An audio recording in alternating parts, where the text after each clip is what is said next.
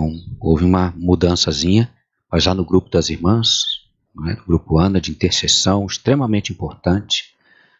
Mulheres de Deus que se reúnem às segundas-feiras para orar, pela família, pelos filhos, pela liderança da igreja. Muito importante, Não vai interromper, não. Então, segundo o pensamento inicial, será na quarta-feira, mas a nossa irmã Neuza vai dar a direção para as irmãs lá direitinho, dentro do grupo, com toda a informação necessária. Então, não vamos interromper, não, vamos continuar. Só fazendo alguns ajustes para podermos encaixar a segunda-feira segundo o decreto do município, irmãos? Não foi escolha nossa. A nossa escolha seria não fazermos um culto, Termos aqui o culto para o grupo de risco, Mas nós preferimos fazer. Podemos fazê-lo com todo cuidado, jeitinho.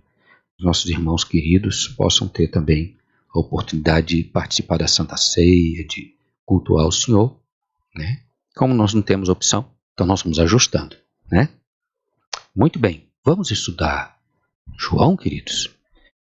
Terceira João. E hoje nós vamos fazer diferente. Como é tão pequenininha, nós não lemos os livros, Lembra? Nós estamos nas segundas-feiras, na escola dominical, estudando o panorama bíblico. O panorama bíblico não estuda o livro em si. Ele fala do contexto do livro, E aí cita os assuntos do livro, data, autor, as ênfases que são dadas, para quem foi destinado, e tiramos lições importantes. Então, depois de olharmos assim o livro, os irmãos vão ler e tem um aproveitamento muito melhor.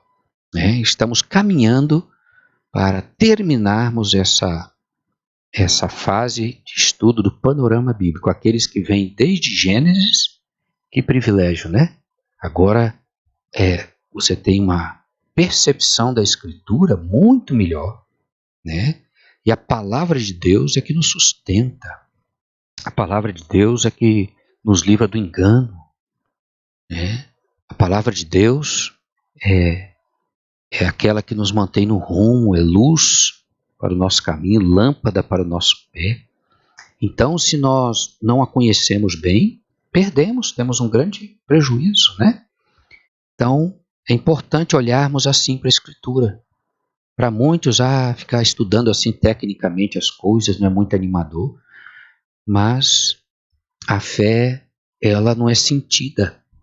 A fé é uma convicção, é um elemento intelectual. A fé é a certeza, está lá em Hebreus, a palavra de Deus. Certeza das coisas que eu espero, e a certeza é um elemento intelectual, da mente. É a convicção. Convicção não se sente, se sabe, Então, é extremamente importante conhecermos a Escritura. E aqueles que participaram desde o início, que coisa boa, hein? Tem uma visão agora muito melhor, E hoje nós vamos ver 3 João. Mas como ele é pequenininho, vale a pena lermos, Poucos versículos. Então, abra sua Bíblia, por favor. Quem não tiver pode acompanhar aí. Davi vai colocar para os irmãos. 3 João. Diz assim: o presbítero ao amado Gaio, a quem eu amo na verdade. Amado, acima de tudo, faço votos por tua prosperidade e saúde, assim como é próspera a tua alma. Pois fiquei sobremodo alegre pela vinda de irmãos e pelo seu testemunho da tua verdade. Como tu andas na verdade. Não tenho maior alegria do que esta, a de ouvir que meus filhos andam na verdade. Que lindo, Amado, procedes fielmente naquilo que praticas para com os irmãos, e isto fazes mesmo quando são estrangeiros, os quais, perante a igreja, deram testemunho do teu amor. Bem farás encaminhando-os em sua jornada por modo digno de Deus, pois por causa do nome, letra maiúscula, irmãos, versículo 7, foi que saíram, nada recebendo dos gentios. Portanto, devemos acolher esses irmãos para nos tornarmos cooperadores da verdade. Escrevi alguma coisa à igreja, mas Diótrefes, que gosta de exercer a primazia entre eles, não nos dá acolhida. Por isso, se eu for aí, far-lhe-ei lembradas as obras que ele pratica, proferindo contra nós palavras maliciosas. E, não satisfeito com estas coisas, nem ele mesmo acolhe os irmãos, como impede os que querem recebê-los e os expulsa da igreja.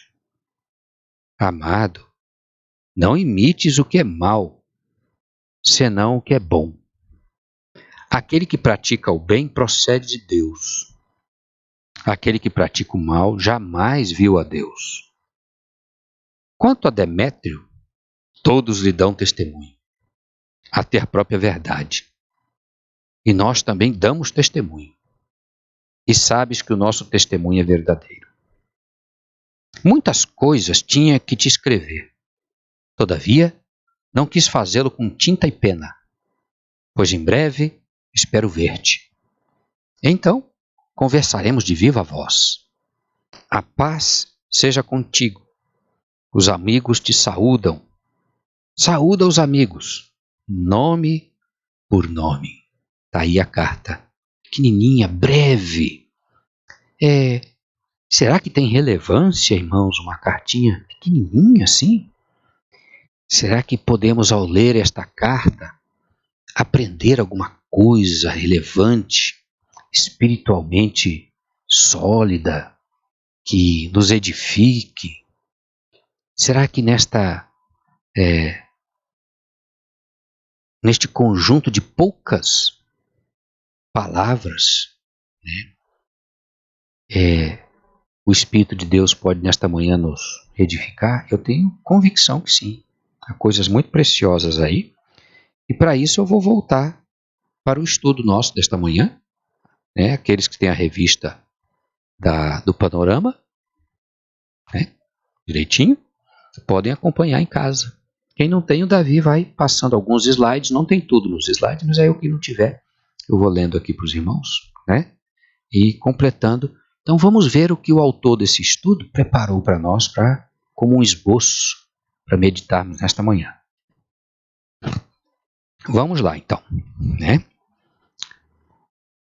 A base bíblica é a cartinha toda, É a cartinha toda, ela é pequenininha e nós já lemos agora.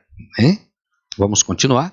Qual é o alvo? Isso aqui o autor ele identifica dentro de cada carta alguns pontos importantes. Então sempre olhamos para o alvo da lição, segundo o pensamento, o esboço, a análise que esse irmão precioso preparou para nós. Ele diz que nós temos aí os verbos, Então ele diz que nós devemos ponderar sobre a responsabilidade individual de cada cristão na comunhão cristã, identificando o que precisa mudar para edificar a comunhão cristã. Preocupar-se é o segundo ponto, com as próprias características que podem atrapalhar a comunhão cristã.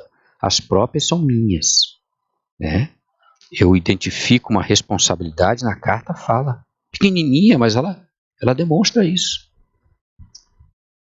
O valor da comunhão e identificar em mim aquilo que atrapalha esta comunhão, não no outro, mas em mim.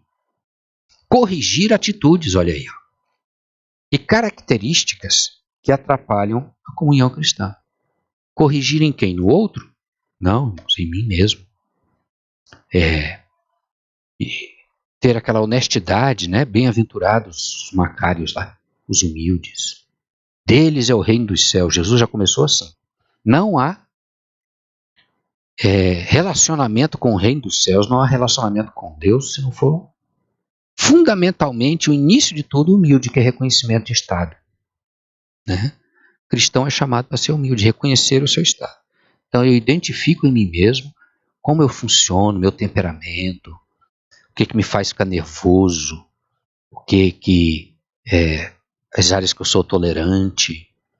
Tudo isso é diferente do outro, né? E quando eu identifico, então, a que eu posso melhorar para que a comunhão com meu irmão e na caminhada cristã pode ser ajustado, né? Para que o Senhor seja percebido, né? Joia, uma aguinha gelada, irmãos. Viliana tá seco, né? Seco, tá bonito assim, ensolarado, mas tá sequinho. Então, essa é a ideia. Prestem atenção, tá, irmãos? Porque já vou dar uma dica, vou adiantar sobre esta carta. Sempre no panorama bíblico que ele vai fazendo um resumo de um livro, aí ele procura identificar Cristo no livro, né?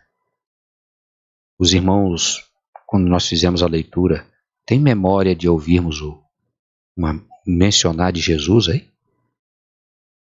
Citar Jesus e tal. Interessante, né? Então fala muito de comunhão. Então lá no finalzinho a gente faz essa...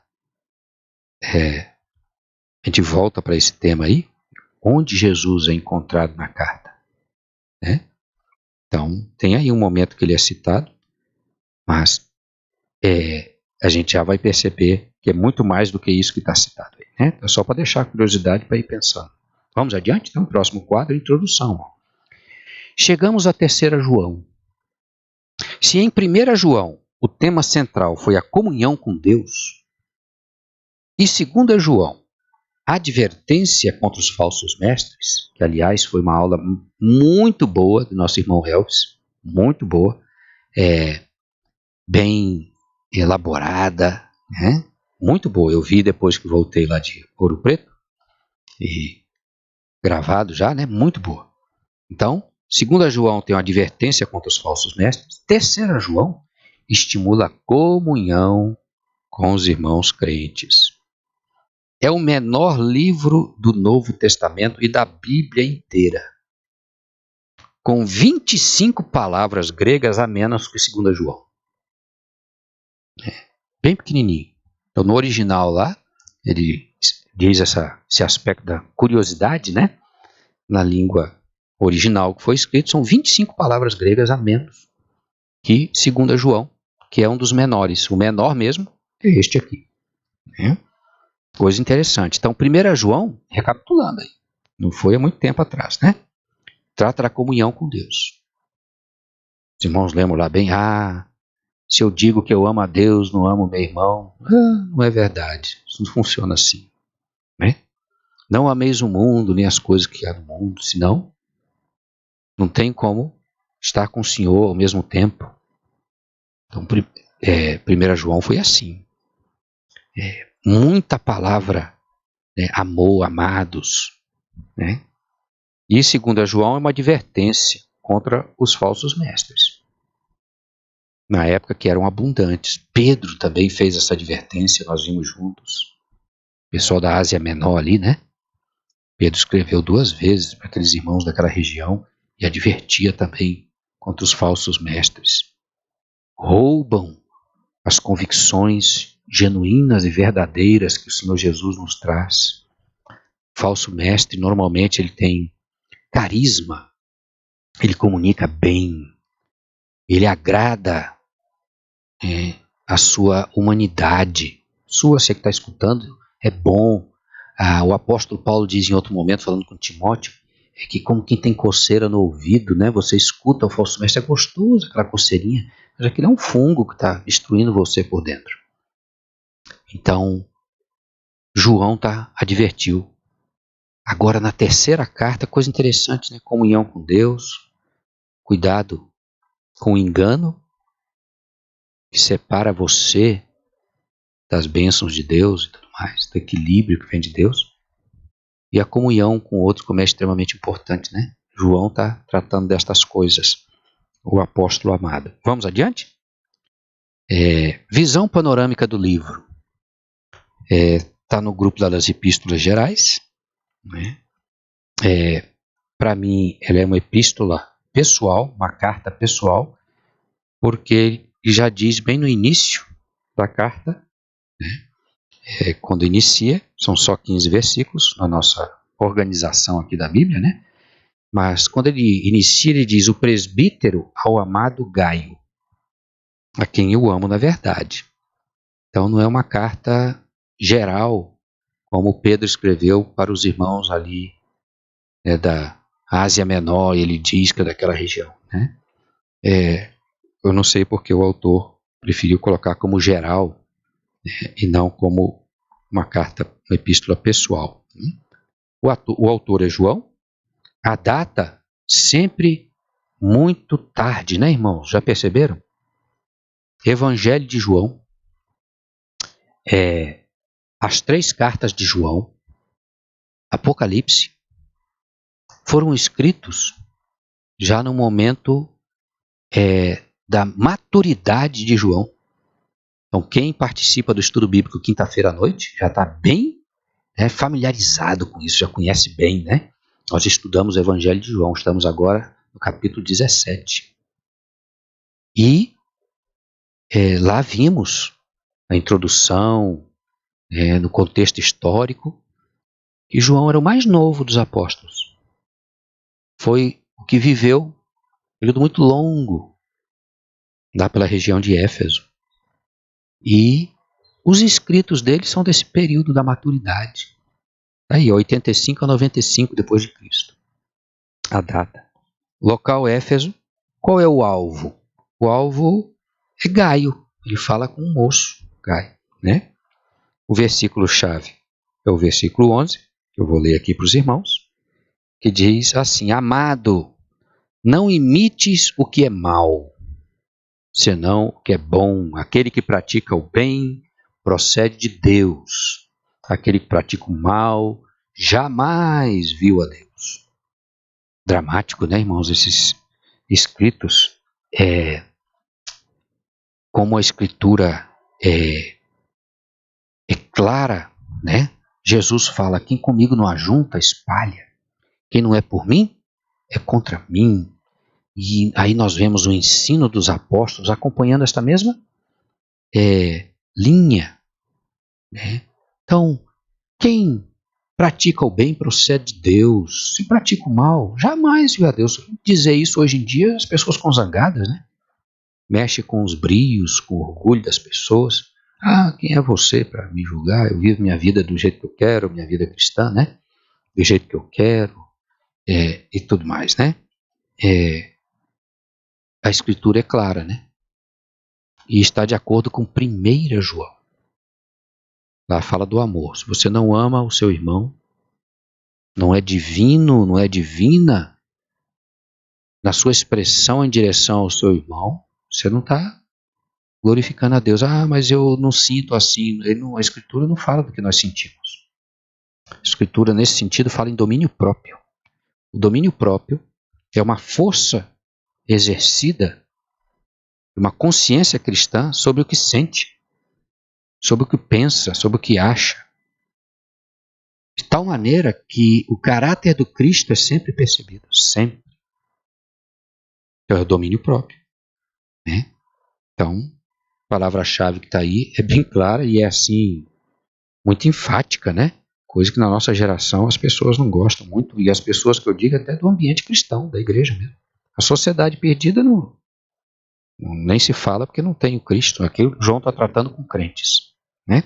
Expressão-chave: altruísmo versus egoísmo. Bem curtinho, a gente percebe isso, né? O altruísmo na vida de Gaio, de Demétrio, e o egoísmo na vida desse moço esquisito, né? Com as suas práticas estranhas ao ambiente cristão, né, esse Diótrefes, e ele incomodava bastante o apóstolo João, impedia a manifestação da autoridade de João. Diótrefes era um problema, né? Então, nesta relação de Diótrefes e Demétrio e Gaio, se percebe altruísmo versus egoísmo. Vamos para a visão panorâmica do livro? Tá aí, ó, o esboço. Continuar na visão panorâmica, né? O esboço, parte 2, 1.2, né? Tem a saudação inicial no versículo 1, não há capítulos. Né? Altruísmo de Gaio, vai do verso 1 ao verso 8. O egoísmo de Diótrefes, do verso 9 ao 11, dos versos 9 ao 11. Fidelidade de Demétrio, o verso 12. Saudações finais, os versos 13 e 14. E assim ele conclui essa breve carta que é parecido conosco, né? Ele diz: eu tenho tanta coisa para dizer, mas eu não vou fazê-lo com pena e tinta. Eu vou aí face a face, né? Então, a partir desta semana, a pandemia causou isso, esse distanciamento, e agora nós vamos poder ver metade da face uns dos outros, né? Cada máscara, então a gente só vê uma parte.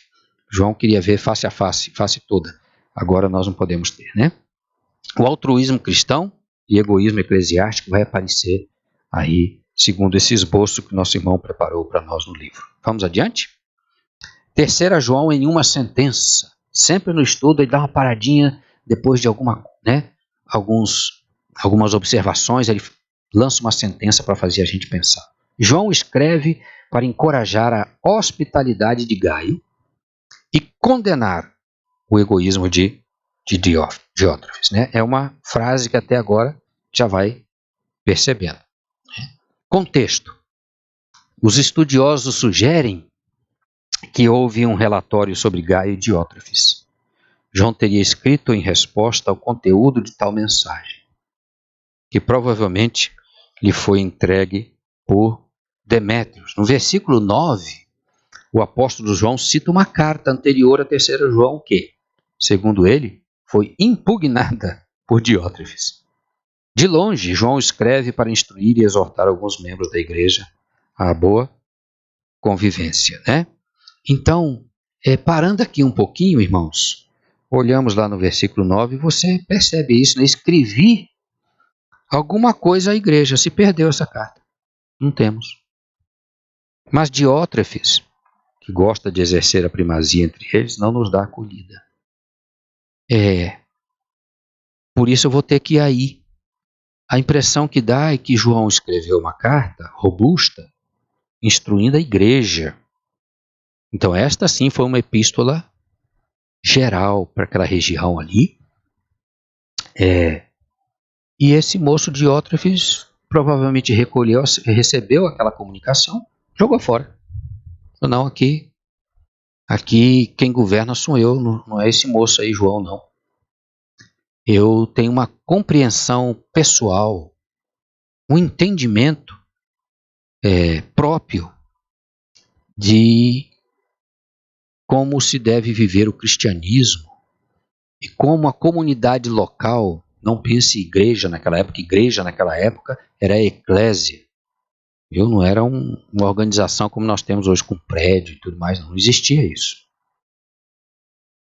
E essa comunidade vivia sob o governo desse moço Diótrefes. Então, João, duas coisas, segundo o autor, aí devem ter acontecido quando se estuda, né, entre os teólogos.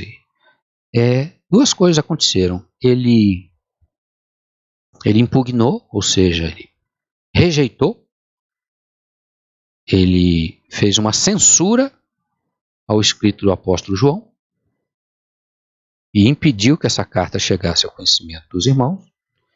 E a segunda coisa é que João tomou conhecimento disso. Então, informações chegaram até ele e ele então escreve para Gaio.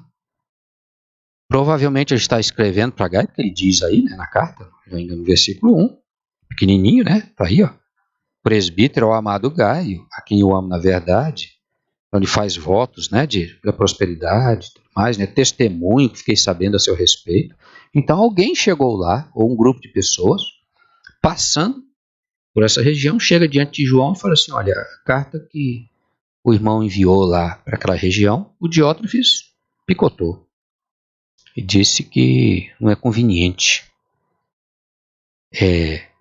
Mas lá também temos gente muito preciosa, como Gaio, Demétrio, que João já conhecia. Ele ouve o testemunho e escreve essa pequenina carta. e dizendo: agora eu não vou mandar muita carta não, porque parece que se eu mando a carta é trabalho perdido, porque picotam, né? Então eu vou aí pessoalmente, face a face, vou confrontar esse moço Demétrio, né? E vamos organizar as coisas. Está escrito aí no versículo 9. Ele diz: ele não nos dá acolhida, ele gosta de exercer a primazia. Por isso, se eu for aí, far-lhe-ei lembradas as obras que ele pratica e tal. Então, esse se eu for ele está dizendo, então não vou escrever, estou escrevendo para você, Gaio. Lá embaixo ele diz: não vou escrever muito mais, porque intenciono ir aí, quero falar face a face, né? Então esse é o contexto. Vamos voltar ali para as nossas lâminas, né? Continuar assim o esboço do nosso livro. Complicado isso, né, irmãos? Como é difícil. Olha, veja o apóstolo Paulo, ele também recebia informações, né? Ele recebeu informações sobre a condição da igreja, o comportamento dos irmãos em Corinto, né? E ele escreveu. Então as cartas que nós temos à igreja de Corinto, 1ª e 2ª Coríntios, são uma resposta de Paulo, instrução, na informação que recebeu. Naquela época não havia WhatsApp, né? Não tinha e-mail, antes do e-mail não tinha fax, não tinha telegrama, né? As notícias chegavam, demorava mais tempo e era sempre levada por pessoas. As cartas eram levadas por pessoas também, por navios, caminhando no lombo de animais, né? Cavalo ou mula, quem tinha mais recurso. Então demorava mais tempo. E era sempre uma narrativa do que ocorria em determinado local, e então provocava uma resposta. O apóstolo Paulo fez isso. Mas veja, no aspecto de liderança, como Diótrefes, né? Aqueles que têm essa qualidade de liderar, são carismáticos, correm riscos, né? Precisam muito da palavra do Senhor, do Espírito de Deus, para não fazê-lo de forma dominante, querendo a primazia, sem paciência, sem ternura, né? Sem aquelas características daquele que tem a primazia, que é o Cristo. Então, ele é o supremo pastor. Quem é o pastor da igreja? Jesus. Através da operação do Espírito Santo, sobrenatural, maravilhosa, que convence, né? Então, liderança que promove a si mesmo, seus pensamentos, seu jeito de ser, machuca os irmãos, as ovelhas do Senhor, e promovem expressões muito esquisitas como essa, de você rejeitar uma carta, uma instrução de um apóstolo, né? Então, foi assim naquela época, é um sinal de que, é claro nas Escrituras, que o exercício da liderança dos apóstolos sempre foi uma dificuldade. O exercício da liderança de Jesus não foi bem vista pelos homens. Teve dificuldade, né? Então, esse processo de aceitar e de nos submetermos ao cuidado do Senhor, ele é ainda muito mais grave na vida dos que lideram, ou daqueles que têm temperamento mais forte, né? Precisam de uma dose de domínio próprio muito mais cuidadosa, elevada, né? Para não se posicionar acima do Supremo Mestre, que é Jesus. 3 João para hoje. A comunhão cristã deve extrapolar os limites da igreja local. Conhecer cristãos de outras igrejas pode ser edificante. Nós fazemos muito isso, né? Nós visitamos a igreja tal, né? Vamos lá na outra comunidade tal, tem os nossos retiros, tem os encontros de crianças, de adolescentes no estado. É muito importante. Isso faz muito bem. A igreja é uma só do ponto de vista de Jesus.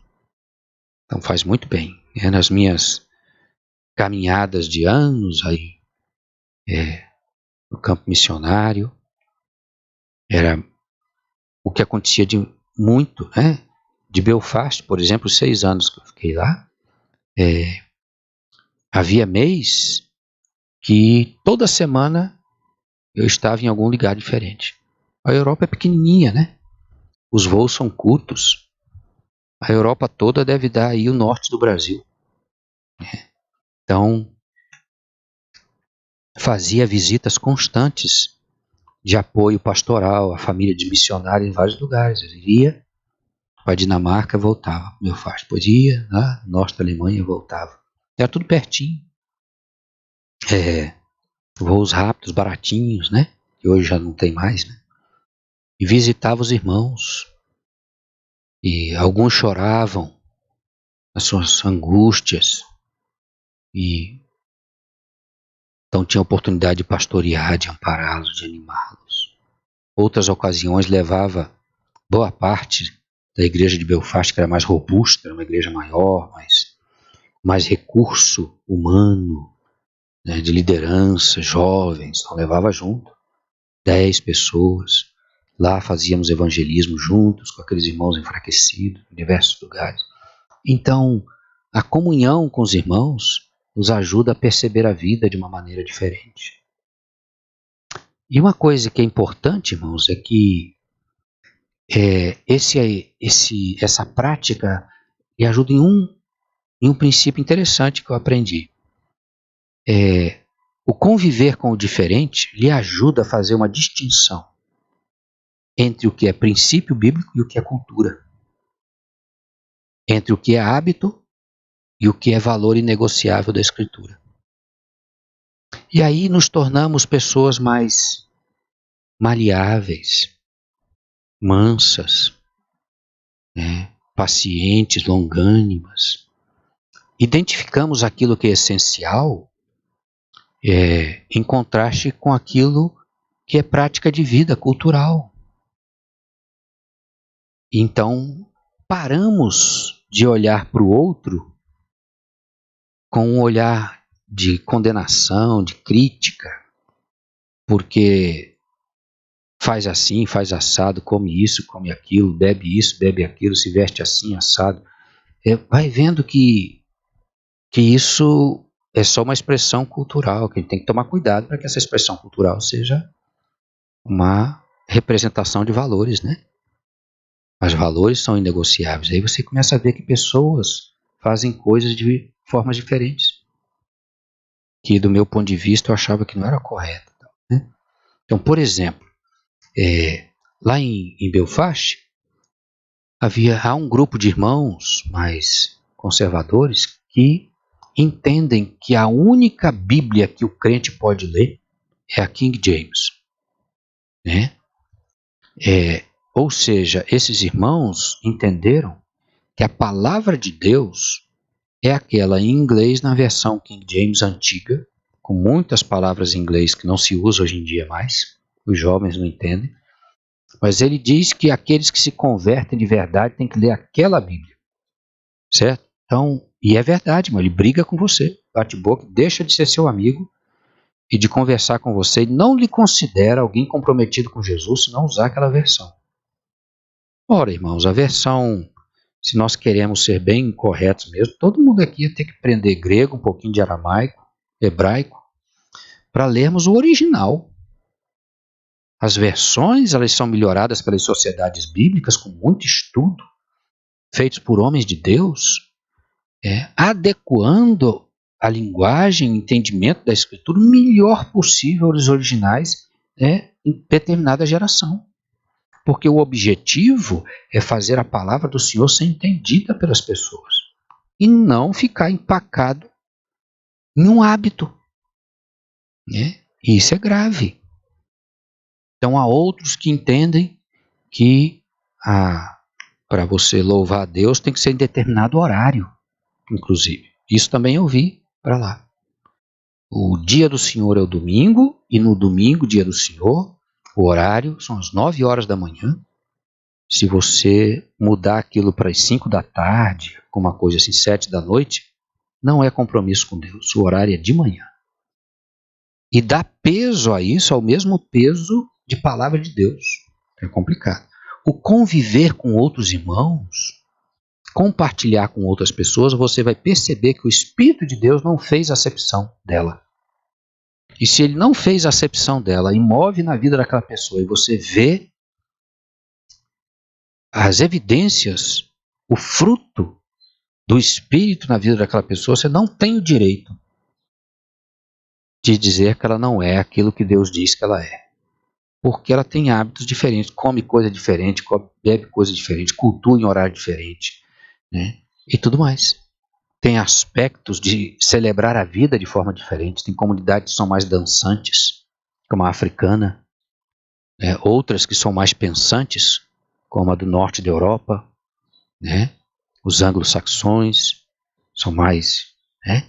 Então, somos quem somos, mas não podemos fechar o coração, a mente para outros que são diferentes. A palavra de Deus que é inegociável, né? Então, a convivência com outros é edificante. Vamos à frente, irmãos? Conteúdo. A terceira carta de João ressalta o amor altruísta de Gaio e de Demétrio, demonstrado por meio da hospitalidade concedida aos mestres itinerantes enviados por João, que reprova o egoísmo eclesiástico e ditatorial de Diótrefes, que era o líder lá. Então, evangelistas, mestres, irmãos que se dedicavam ao serviço do Senhor, eles eram enviados constantemente para visitar as comunidades, os locais, levavam uma palavra dos apóstolos, compartilhavam um texto, que é uma carta, que foi escrita por determinado apóstolo, então reproduzia aquilo, levava lá. Cópias foram feitas das cartas dos apóstolos, né? Que chegaram até nós. Iam com instruções, porque os apóstolos tinham condição de ir em todos os lugares o tempo todo. Eram como que supervisores. E esses irmãos iam.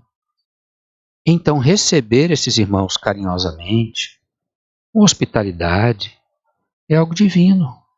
É cooperar com o que o Senhor Deus está fazendo.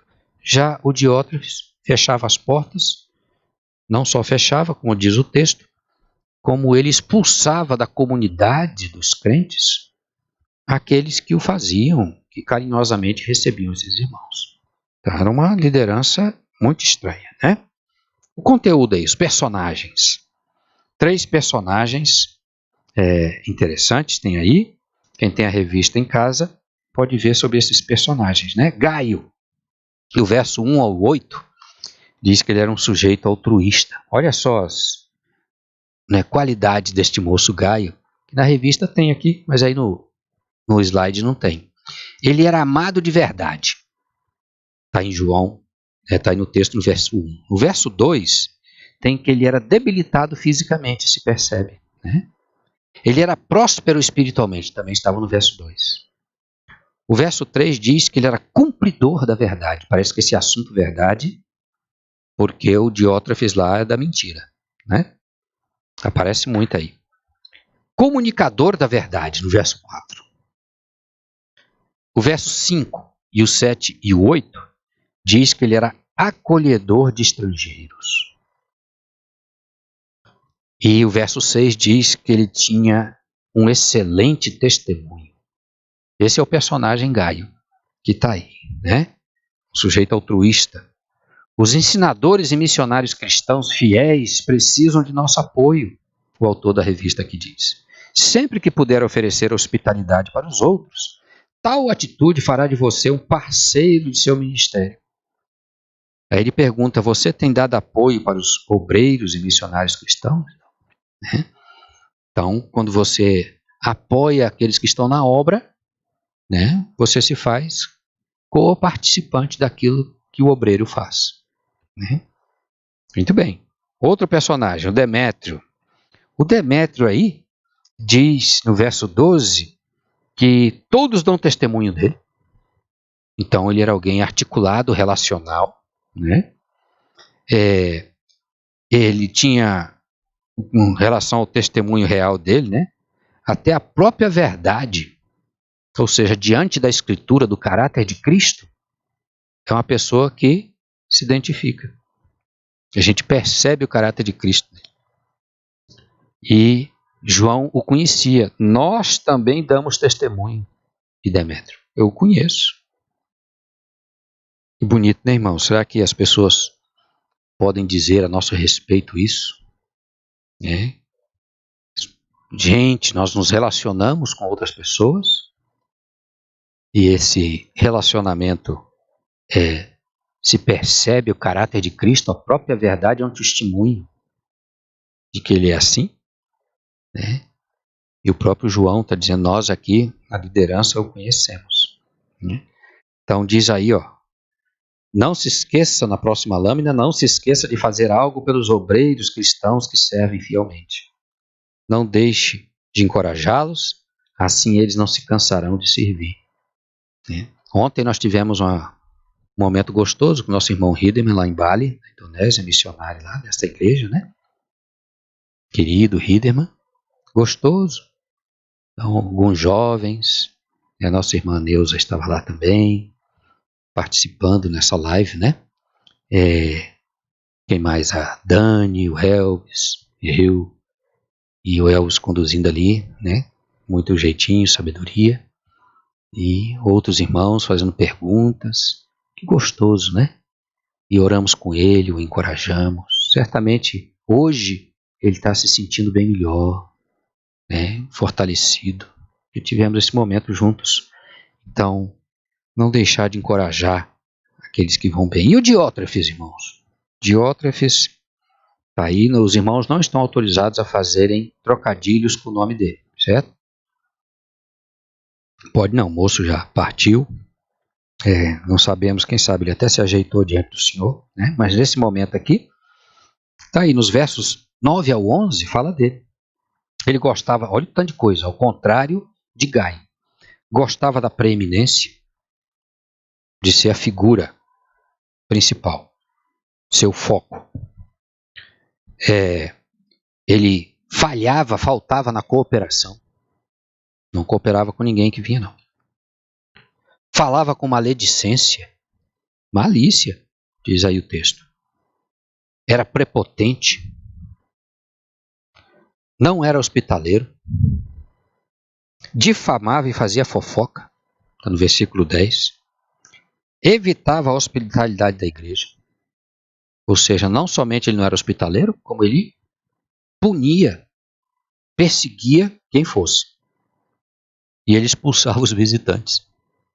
Os visitantes, aí entenda, eram os irmãos enviados por João, levando uma palavra, uma instrução, a carta que João enviava para ler lá para os irmãos, visitando as casas, né?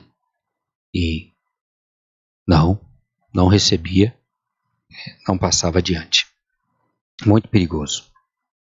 Próximo slide diz aí, os líderes cristãos devem evitar o orgulho e seus efeitos. Tenha cuidado para não abusar de sua posição de liderança. Esse é um princípio claro na Escritura. Jesus nunca fez uso do seu poder, da sua condição divina, de sua força, para abusar das pessoas. Ele mesmo diz, no contexto do versículo mais conhecido do mundo, João 3,16, que ele veio para condenar, não, ele veio para salvar o perdido, para servir. Então, liderança nos é dada para servir, para sermos exemplo e expressão do amor, que está em Gálatas 5, está em 1 Coríntios 13, em 1 João está cheio dessa expressão, o amor. Cheia, a Escritura está cheia. Liderança não é dominação dos irmãos. A liderança de qualquer pessoa, pai, mãe, avós, né? Pessoa mais velha que cuida de alguém, liderança nos departamentos da igreja, homens e mulheres, jovens, adolescentes. A liderança deve ser exercitada na perspectiva divina. Quem tem a supremacia? O Cristo. A liderança promove quem? O Cristo. A liderança Cuida das ovelhas de quem? Do Cristo, com muito temor. Para a glória de quem? Do Cristo. Então precisamos ter cuidado com os nossos pecados, porque a nossa natureza é caída. Nós, naturalmente, temos esta tendência de corrompermos tudo que somos da imagem de Deus, semelhança de Deus em nós, ou tudo que tocamos. Por isso precisamos, como liderança, de vida de oração, meditação, autoavaliação, autoexame, constantemente, para que o exercício da nossa liderança não extrapole os limites e não seja um ato de promoção de si mesmo, não seja uma expressão raivosa, controladora, mas tudo que é exercitado de exortação, de cuidado com a comunidade, precisa ser uma expressão da Escritura e do Espírito de Deus. Por que da Escritura e o Espírito de Deus? Porque líderes usam a Escritura para dominar as pessoas. Distorcem a Escritura, falam de verdades, mas com o espírito errado. Então isso não deve acontecer no nosso meio. Olha aí, paralelos entre 2ª e 3ª João. Quem tem a revista vai perceber isso aí, né? É interessante, por exemplo, alguns termos que eu só vou citar aqui para os irmãos. É um paralelo. Aqueles que estão acompanhando direitinho vão lembrar da semana passada, no que nosso irmão Elvis ensinou, da retrasada, do que eu vi com os irmãos de 1 João. Aí tem esses paralelos, né? Então, alguns termos. A palavra amor, por exemplo, ela ocorre em 2 João, não, em 1 João, tem que contar aí, são muitas, né? 4 vezes. Em 3 João, só 2. Pequenininho, né? Mas amado, olha a diferença. Isso é para fazer você pensar a ênfase que o autor está dizendo. Já a palavra amado não aparece nenhuma vez em 2 João, mas 4 vezes em 3 João. Está ainda teorizando sobre o problema dos falsos mestres. A outra está falando sobre a prática cristã, sobre a comunhão, sobre o cuidado uns com os outros. Lembra da pergunta que eu fiz lá no início? Como que Jesus aparece aí em 3 João? Olha, ele está demonstrando. Ó. A verdade, termo verdade, aparece 5 vezes em 2 João, tratando com falsos mestres, né? E com relação a relacionamentos, em 3 João, 6 vezes. O ancião, a quem amo na verdade, 1 vez em 2 João e 1 vez em 3 João. Andar na verdade, 4 vezes nas 2 cartas, né? E a estrutura? Em 2 João, a alegria pela notícia dos leitores. Em 3 João, a alegria pela notícia do leitor. Um é geral, outra é específica. Alerta em relação a hospedarem falsos mestres. Em 2 João, cuidado com os falsos mestres que vocês hospedam. Olha aí como é difícil, tá vendo, irmãos? Em 3 João, é um estímulo à hospitalidade entre os crentes. Tem que ter o Espírito de Deus, tem que conhecer a Escritura, para você identificar, isso aqui eu não apoio não, isso é rebeldia, né? Não anda na verdade, não tem autoridade dos líderes da comunidade cristã, não, mas esse aqui tem, então a gente recebe. Vendo as diferenças? Elogio em 2 João e advertência.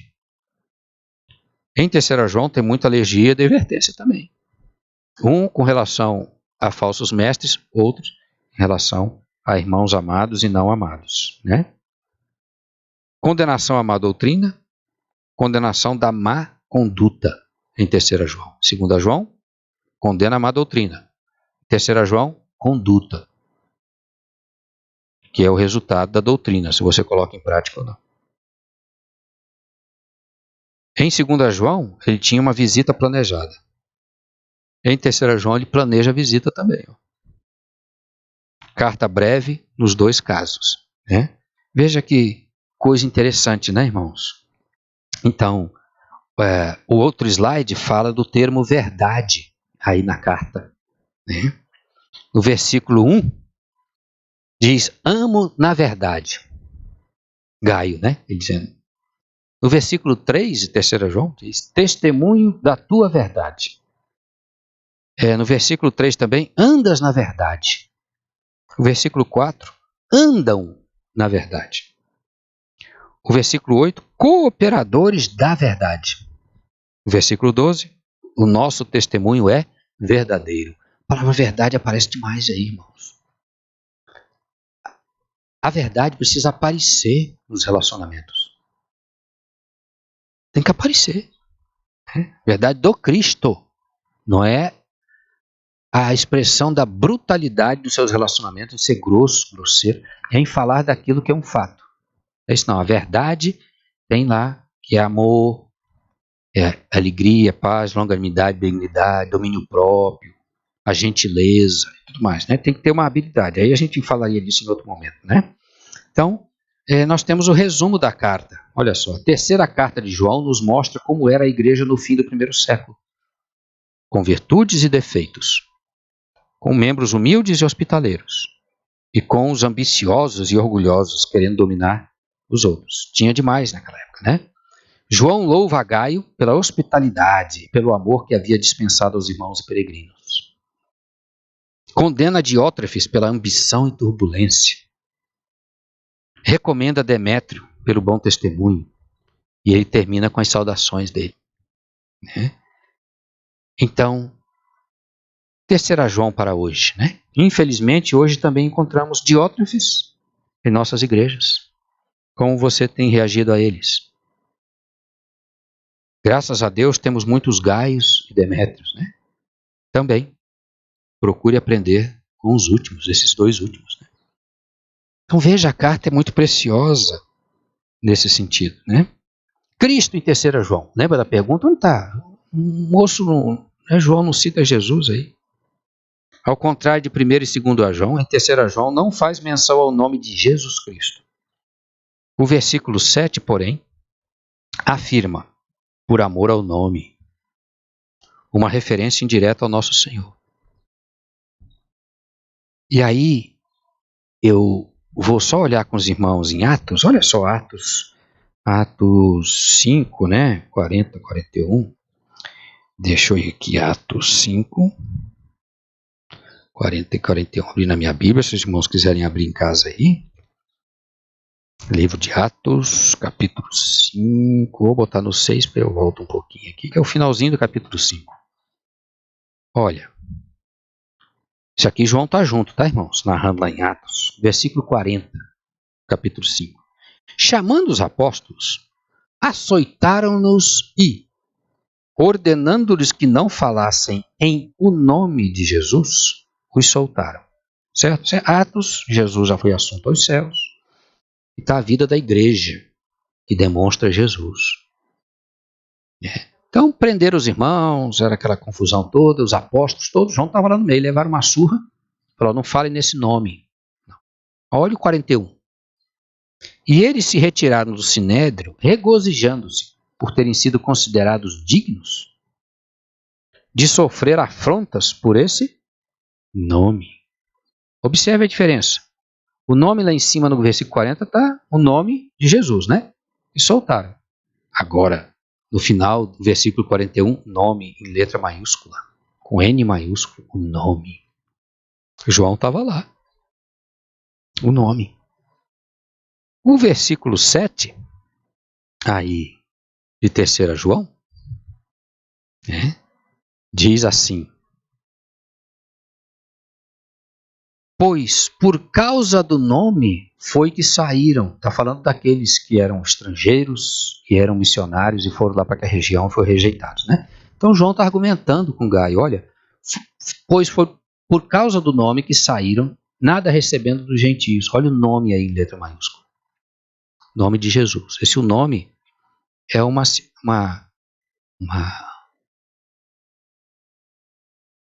citação da pessoa do Cristo. É uma analogia da autoridade do Senhor, da direção do Senhor, do governo do Senhor, do pastoreio do Senhor. É o nome. E sabe onde mais Jesus aparece bastante, de forma abundante nessa carta? De forma indireta? Através das pessoas. Gaio expressou Jesus. Demétrio expressou Jesus. Diótrefes, o contrário à expressão de Jesus. Vocês são luz do mundo, sal da terra. Orando em João 17, Jesus disse: assim como o Senhor me enviou ao mundo, eu também os envio. No meu nome. Eu e você devemos ser a expressão de Jesus. Nesta carta, pequenininha, aparece isso demais. Jesus através dos irmãos. Né? 3 João para hoje. O zelo pelo nosso Senhor Jesus deve começar pelo nome. Cuidado com a forma que você usa o nome de Jesus. Lembre-se de que este é o nome sobre todo nome. Filipenses 2:9. Nome que está acima de todo nome. Não usar o nome de Deus em vão. Não empobrecer. Não ridicularizar. Não fazer objeto de piada com um nome tão maravilhoso, e assim diminuímos o impacto desta expressão, a autoridade, a gravidade da pessoa de Deus tratado com santidade. Há uma corrente aí entre os jovens, a geração do Davi, que a solenidade e a reverência em se tratar pessoas mais velhas é um problema para a intimidade. Isso não é verdade.